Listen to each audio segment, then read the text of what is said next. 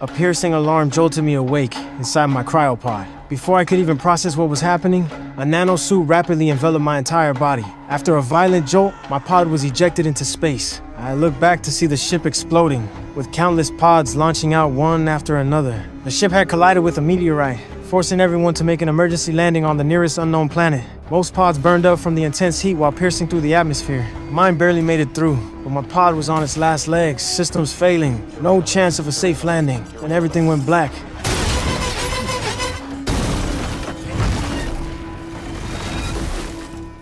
Vitals erratic. Please confirm consciousness. I gazed out the window. The entire planet was shrouded in deathly silence. I immediately called for help over the radio, but got nothing back. Suddenly, my pod tumbled violently. The system warned of hull damage it could blow at any moment. I tried to open the hatch but couldn't. Luckily, I spotted a crack in the glass and grabbed a fire extinguisher to smash it. After several strikes, the glass finally shattered.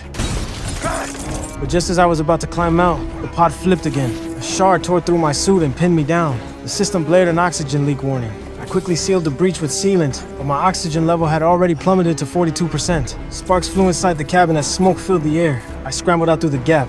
Before I could catch my breath, I saw my ship tear through the clouds and crash beyond the horizon.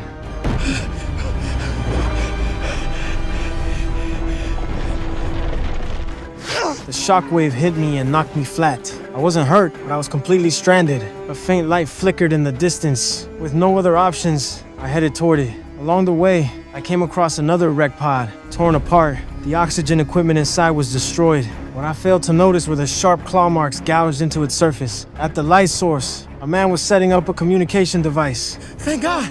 Thank God! Good to see another face. He said he was a ship technician who'd stayed awake for routine maintenance instead of going into cryo sleep. He explained that the company had changed course to save time, which led to the collision. But he also mentioned that survivors would receive a huge insurance payout once we got back to Earth. That gave me hope, and I helped him assemble the device. But when I turned around, he had vanished without a trace. The sandstorm was so thick I hadn't noticed him leave. I couldn't worry about that now. I sent out a distress signal and set off to find a supply pod for oxygen. As I moved, a woman's voice suddenly came through my headset. She said she was trapped in her pod and desperately needed rescue, but the signal showed her location was in the opposite direction of the supply pod. She quickly added that she had extra oxygen if I came to her, we'd both make it. I chose to trust her and turned toward her position. Having someone to talk to brought me some comfort, but soon, something felt off. Rocks kept falling from above, as if something was following me. Further ahead, I spotted inhuman footprints on the ground, leading into a dark cave. My gut told me to get out of there, and I picked up the pace. Then red dots suddenly appeared on my map, indicating alien life forms nearby. Leonard, What can I help with? link with the protein trackers.